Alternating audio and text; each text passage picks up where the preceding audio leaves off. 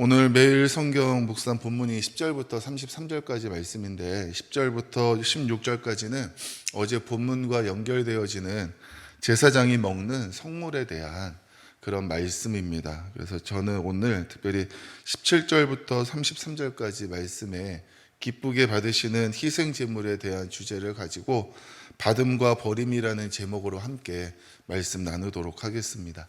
여러분 17절부터 33절까지의 말씀에서의 핵심 내용은 이것입니다.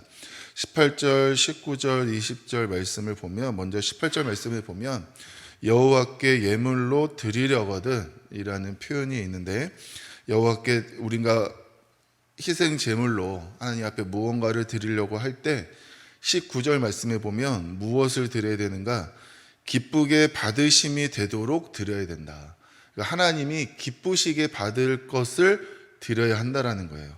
그러면서 20절 말씀에서는 기쁘게 받으시지 않을 거는 드리지 말아야 된다라고 말씀하고 있습니다.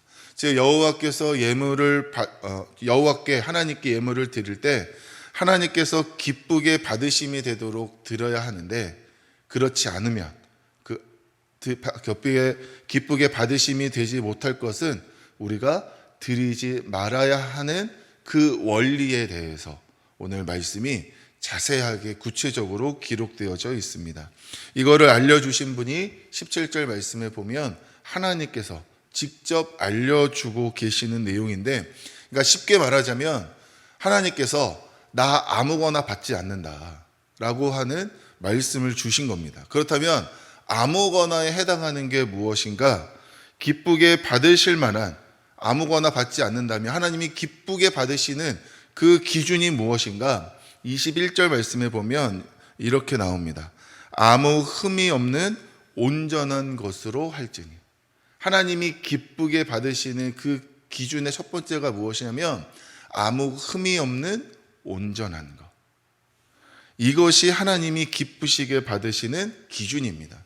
그렇다면 하나님이 기쁘게 받지 않으시는 그것은 무엇인가? 25절 말씀에 보면 이런 표현이 있습니다. 결점이 있고 흠이 있는 것. 결점이 있고 흠이 있는 것은 기쁘게 받지 아니하시겠다라고 말씀하십니다. 오늘 말씀에서 그래서 하나님이 받으시는 아무 흠이 없는 온전한 것이 무엇인가? 결점이 있고 흠이 있는 것은 무엇인가에 대해서 구체적으로 자세하게 하나하나 우리에게 말씀하고 세부적인 설명이 나오고 있는데, 근데 지금 이 시대에 살고 있는 우리들에게 중요한 것은 뭐냐면 우리도 하나님께 드리는 삶을 살아가는 존재로서 우리에게 하나님 앞에 드릴 때에 중요한 원리가 무엇이냐? 아무 흠이 없는 온전한 것을 드려야 됨을 늘 기억하고 그 원리에 맞는 드림을 주님 앞에 드려야 된다는 것입니다. 드림을 드리면 하나님께서 받으시지만 그렇지 않으면 하나님이 버리신다는 거예요. 하나님이 받으시는 드림을 드릴 것이냐 아니면 하나님이 버리시는 드림을 드릴 것이냐, 그것이 오늘 말씀을 통해서 우리에게 주시는 교훈의 핵심적인 내용입니다. 그래서 하나님께 제물을 드릴 때에 하나님이 받음이 되실 수 있도록 예배자는 여러 가지 제물에 대한 규례에 대해서 주의를 기울여야 되고, 제물을 받으시는 하나님 앞에 경배와 찬송과 영광과 공경을 올려드릴 수 있는 태도가 준비되어져 있어야 됩니다. 그렇지 않으면 아무리 내가 하나님 앞에 드리는 제물이라 하더라도 하나님께서 버리실 수 있다는 것을 우리는 기억해야 됩니다. 그래서 오늘 말씀을 통해 이 드림이라는 것이 주는 편의 입장에서가 아니라 받는 편의 입장에서 생각하는 단어라는 것을 우리는 다시 한번 깨닫게 됩니다. 하나님은 우리가 하나님 앞에 제물이라고 드리면 아무거나 넙죽 받으시는 분이 아니라는 거예요. 하나님께서 받기 원하시는 것만 받으십니다. 그렇지 않으면 하나님은 버리십니다. 이는 하나님이 어떤 분인가와 깊은 연관이 있습니다. 여러분 32절 말씀을 한번 보겠습니다. 32절 말씀을 보면 너희는 내 성호를 속되게 하지 말라.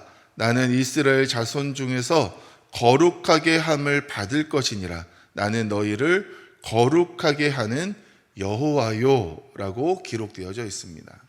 하나님이 어떤 분이신지를 유념하지 않고 하나님이 기쁘게 받으실 것을 우리가 드리지 않고 엉뚱한 것을 드린다면, 아니면 내가 드리고 싶은 것을 드리고 내가 원하는 것을 드린다면 그것은 어떠한 일이 되느냐? 내 성호를 속되게 하는 일, 즉 하나님의 거룩하신 이름을 더럽히는 일이 된다는 것입니다. 32절 말씀처럼 하나님은 거룩하시고 하나님은 우리를 거룩하게 하시는 분이십니다. 그러므로 거룩하신 하나님께서 받으실 만한 거룩의 제물을 주님 앞에 드려야 됩니다. 그 조건이 무엇이냐? 아무 흠이 없는 온전한 것. 하나님의 속성을 이렇게 다르게 표현한다면 아무 흠이 없는 온전한 것이라고 생각하시면 됩니다. 즉 하나님께서 무엇을 받기를 원하시냐? 하나님이 거룩하시기에 거룩한 하나님의 백성이 하나님이 받으실 만한 거룩의 속성의 의미를 담은 아무 흠이 없는 온전한 것을 주님께 드리기를 원하신다는 거예요. 하나님께서 이 아무 흠이 없는 온전한 것이라는 조건을 내어놓으시고 이 제물을 받으시는 하나님이 어떤 분이신지를 늘 기억하고 제물을 준비하면서 또 제물을 드리면서 제물을 드린 그 이후에도 거룩하신 하나님의 백성다운 삶을 살기를 원하신다는 의미가 바로 이 제물 안에 담겨져 있는 의미입니다. 그래서 우리는 이 아무 흠이 없는 온전한 것이라는 이 제물의 조건을 통해서 하나님이 어떤 분이신지를 기억해야 되고 그 하나님의 백성인 우리가 어떠한 모습으로 살아야 되는지를 다시 한번 깨달으며 그 제물의 의미를 담아 하나님 앞에 드리는 삶을 살아야 된다. 그래야 하나님이 기쁘시게 받는다라고 하는 원리를 기억해야 됩니다. 또한 오늘 말씀에서 주의 깊게 봐야 되는 단어가 무엇이냐면 오늘 말씀에서 받는다, 받지 않는다 이 단어들이 나올 때마다 같이 함께 나오는 단어가 무엇이냐면 기쁘게라는 단어입니다. 기쁘게. 하나님께서 받으시는데 어떻게 받으셔야 되느냐? 기쁘게 받으셔야 돼요. 하나님께서 마지못해 받으시거나 억지로 받으시거나 기분 나쁘게 받으시면 안 됩니다. 우리가 누군가에게 선물을 줄 때 그 선물을 받는 사람이 기쁘게 받을 때도 있지만 선물을 받으면서도 뭔가 떨떠름하게 아니면 뭔가 좀 기분 나쁘게 그냥 받는 척만 하시는 그런 경우들을 볼 때도 있습니다. 그러나 하나님께서 받으시는 이 드림은 기쁘게 받으실 수 있는 것을 드려야 된다는 내용입니다. 세상에서는 잘 쓰지는 않지만 교회 안에 쓰는 단어 중에 하나가 어떤 표현이 있냐면 열납이라는 단어가 있습니다. 기쁠 열에 드릴 납이라는 단어로서 기쁘게 여기고 받아들인다는 의미가 바로 열납입니다. 성도의 드림은 받으시는 하나님의 기쁨이 되어야 됩니다. 하나님이 열납하시는 기쁘게 받으실 수 있는 제물이어야 된다는 것입니다. 그렇다면 하나님께서 기뻐하신다는 의미가 무엇일까요? 하나님의 백성이 드리는 그 제물, 정말 아무 흠이 없고 온전한 그 제물을 기뻐하실까요? 그렇지 않습니다. 하나님께서는 거룩하신 하나님께 드리기 위해서 흠이 없고 온전한 것을 구별하여서 거기에 마음과 뜻과 정성을 다해 하나님 앞에 제사드리며 자신도 하나님의 백성다운 거룩의 옷을 입기를 원하는 그 사람의 태도와 마음을 기쁘게 받으십니다. 제물에 담긴 그 드리는 사람의 마음과 정성과 태도를 주님은 기쁘시게 받는다는 것입니다.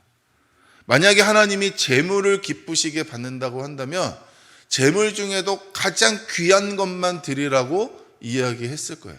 그러나 하나님은 사람이 사는 형편에 따라 다양한 희생 제물의 종류를 말씀하고 계신다라는 것.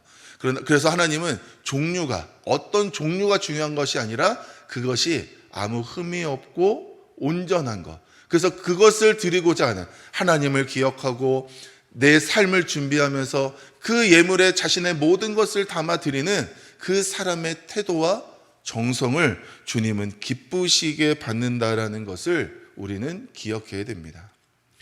여러분, 새 옷을 사고 새 신발을 사면 제일 먼저 주일에 교회 갈 때 입고 신었습니다. 또 헌금을 드릴 때는 새 돈으로, 없으면 다림질을 해서라도 드렸습니다.